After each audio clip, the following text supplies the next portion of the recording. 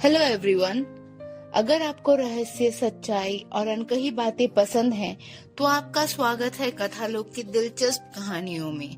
यहाँ कहानियाँ पूरी तरह से काल्पनिक हैं। इसका किसी भी व्यक्ति, घटना या स्थान से कोई लेना देना नहीं है। कहानी का उद्देश्य सिर्फ मनोरंजन है। हालांकि किसी किसी को इसमें अपनी जिंदगी की झलक जरूर दिख सकती है, और वो सिर्फ एक संयोग होगा। आप सुन रहे हैं कथालोक की पहली कहानी, चेहरे के पीछे। अगर आपने अभी तक चैनल को सब्सक्राइब नहीं किया तो प्लीज इसे सब्सक्राइब करें और बेल नोटिफिकेशन को ऑन करें, जिससे आपको हर नए अध्याय का नोटिफिकेशन मिलता रहे और आप ये कहानी बिना किसी रुकावट के सुनते रहें। शुरू करते हैं हमारा 10वां अध्याय, पहली चाल।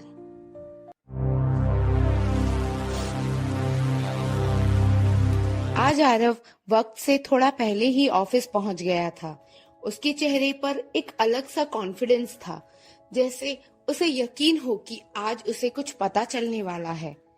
आरव ने आते ही अपना सिस्टम लॉगिन किया। कल से उसके दिमाग में 3-4 कीवर्ड्स घूम रहे थे। कल उसने कोशिश भी की थी, लेकिन उसके लिए एक्सेस डिनाइड दिखाया गया था।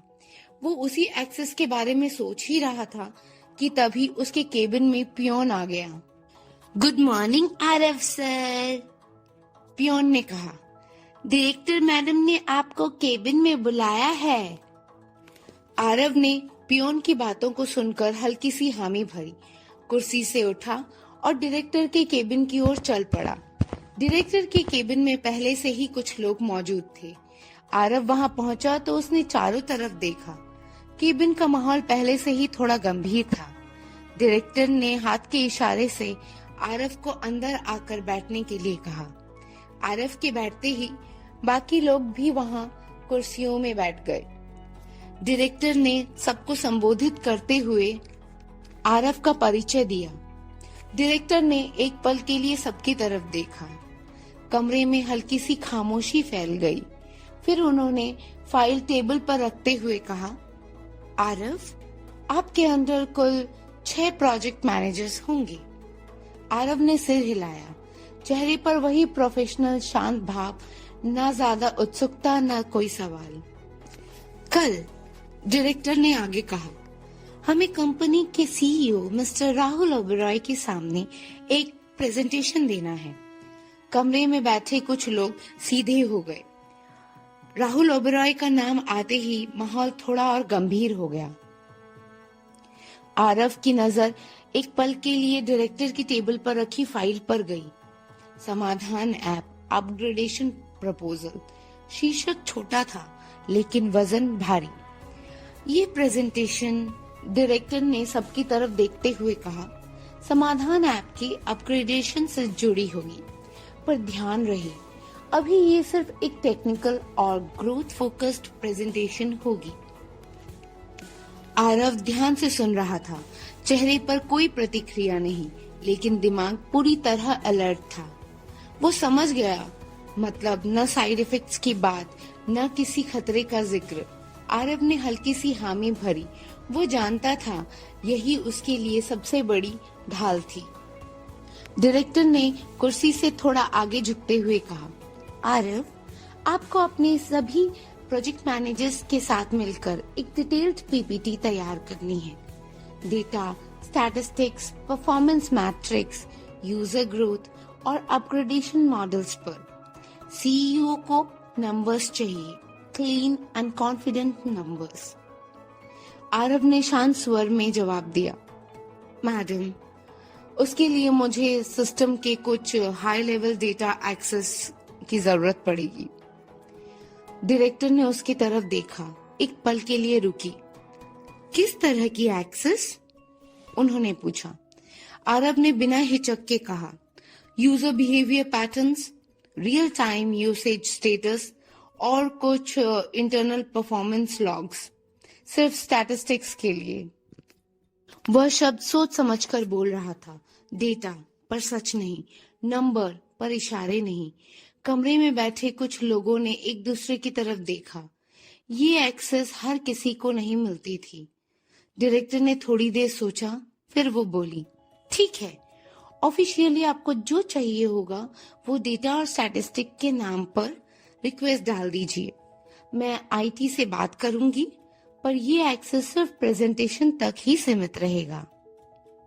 आरव ने सिर झुका लिया। Understood madam. आरव जानता था यही वो दरवाजा है जिसे सिस्टम ने अभी अभी थोड़ा सा खोला है। किसी को अंदाजा नहीं था कि आरव जिस डेटा की बात कर रहा था वो सिर्फ नंबर नहीं ढूंढ रहा था, वो दरअसल उस जगह तक पहुंचना चाहता था जहां से सच्चाई छुपाई जाती है, और यही उसकी सबसे बड़ी परीक्षा थी। सब कुछ जानते हुए भी कुछ भी जाहिर न करना। डायरेक्टर ने फाइल आरव की तरफ बढ़ाई। कल सुबह तक मुझे एक स्ट्रॉन्ग ड्राफ्ट चाहिए। डायरेक्टर ने मीटिंग खत्म करते हुए कहा, कल की प्रेजेंटेशन बहुत अहम है, सीधे सीईओ के सामने। आरव ने कुर्सी से उठते हुए मन ही मन सोचा, कल सिर्फ एक प्रेजेंटेशन नहीं होगी, कल पहला दरवाजा खुलेगा। आरव खड़ा हुआ। मैं देख लूंगा मैडम। केबिन से बाहर निकलते हुए उसके चेहरे पर कोई भाव नहीं बदला। आरव अपने केबिन में चला गया, लेकिन उसके दिमाग में अब सिर्फ एक सवाल घूम रहा था। अगर सिस्टम खुद तय करता है कि क्या दिखाना है, तो क्या वो मुझे भी वही दिखाएगा जो वो चाहता है? कुछ सोचकर आरव ने बेल बजाकर पियोन को बुलाया। पियोन के अंदर आते ही आरव ने उसे 6 प्रोजेक्ट मैनेजर्स को कॉन्फ्रेंस रूम में बुलाने के लिए कहा। अपने सिस्टम में कुछ मेल्स का जवाब देने के बाद आरव अपने केबिन से बाहर निकला। कॉरिडोर में हलचल थी, लोग काम में व्यस्त थे, लेकिन किसी को अंदाजा नहीं था कि आज से कुछ बदल चुका है। कुछ ही देर में 6 प्रोजेक्ट मैनेजर्स कॉन्फ्रेंस रूम में इकट्ठा हो चुके थे। आरव कमरे में दाखिल हुआ। सबकी नजर उस पर टिक गई। उसने हल्की सी मुस्कान के साथ कहा, गुड मॉर्निंग गाइस। सबने एक साथ जवाब दिया। माहौल औपचारिक था, लेकिन सहज। आरव ने बिना भूमिका बांधे सीधे मुद्दे पर आना सही समझा। जैसे कि आप सब लोग जानते हैं, कल हमें सीईओ के सामने समाधान ऐप के अपग्रेडेशन पर प्रेजेंटेशन देना है, और इसके लिए हमें एक टीम की तरह काम करना होगा। एक प्रोजेक्ट मैनेजर ने पूछा, सर फोकस किस पर रहेगा, यूजर ग्रोथ या टेक्निकल अपग्रेड? आरव ने बिना सोचे कहा, दोनों, लेकिन डेटा से बात करनी होगी। उसने स्क्रीन की तरफ इशारा किया। User behaviour, retention, feature usage, सब कुछ। सबने नोट्स लेना शुरू कर दिया। किसी को नहीं पता था कि आरव जिन आंकड़ों की बात कर रहा है वह उन्हें सिर्फ स्लाइड्स के लिए नहीं चाहिए थे। एक और मैनेजर बोला, सर कुछ डेटा हाई लेवल होगा, उसके लिए एक्सेस। आरव ने बात बीच में काटते हुए बहुत सामान्य लहजे में कहा, मैं देख लूंगा, आप लोग बस अपने अपने मॉड्यूल्स पर फोकस रखिए। कमरे में फिर से सन्नाटा छा गया। आरव का आत्मविश्वास सवालों को वहीं रोक देता था। मीटिंग खत्म हुई, लोग बाहर निकलने लगे। आरव वहीं बैठा रहा, लैपटॉप की स्क्रीन पर खुली हुई फाइल्स, लेकिन उसकी उंगलियां कीबोर्ड पर रुकी हुई थी। उसने मन ही मन सोचा, अभी बहुत कुछ दिखाया जाएगा और बहुत कुछ छुपाया जाएगा। थोड़ी देर बाद उसने सिस्टम में एक रिक्वेस्ट डाली, data statistics internal access temporary. Request भेजते ही स्क्रीन पर एक छोटा सा नोटिफिकेशन चमका, रिक्वेस्ट अंडर रिव्यू। आरव कुर्सी से पीछे टिक गया। ये पहला कदम था।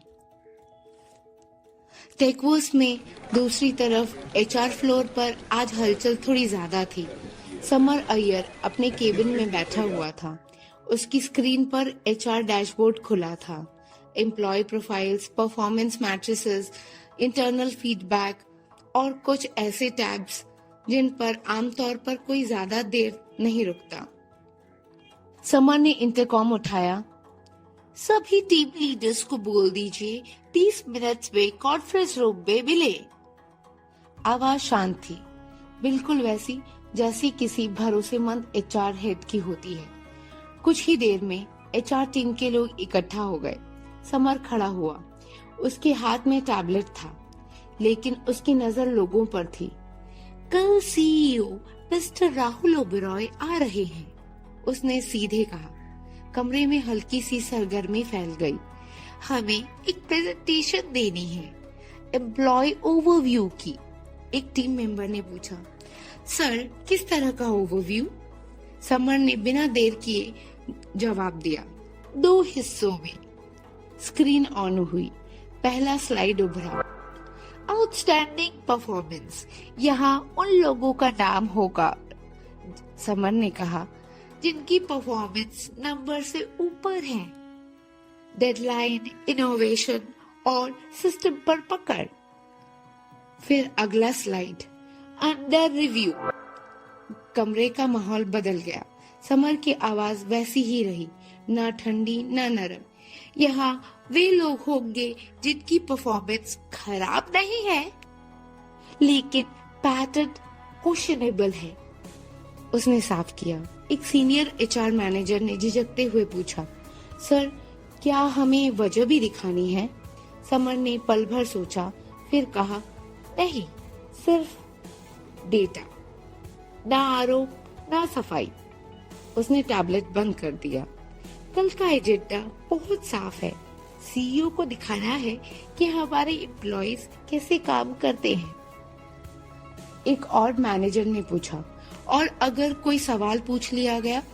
समर हल्का सा मुस्कुराया, तो हम वही जवाब देंगे जो सिस्टम कहेगा। शाम तक मुझे कल होने वाले प्रेजेंटेशन का ड्राफ्ट चाहिए। मीटिंग खत्म हुई। लोग बाहर निकलने लगे। समर अपनी कुर्सी पर बैठा रहा। स्क्रीन पर एक नाम देर तक रुका रहा। उसने खुद से कुछ नहीं कहा, लेकिन उसकी उंगलियां एक अलग टैब की तरफ बढ़ने लगी। Internal access log. 1 सेकेंड के लिए स्क्रीन ब्लिंक हुई और फिर एक नाम हाईलाइट हुआ। समर ने गहरी सांस ली। कल सिर्फ प्रेजेंटेशन नहीं होगी, उसने मन में सोचा। कल बहुत कुछ पढ़ा जाएगा जो लिखा कहीं नहीं है।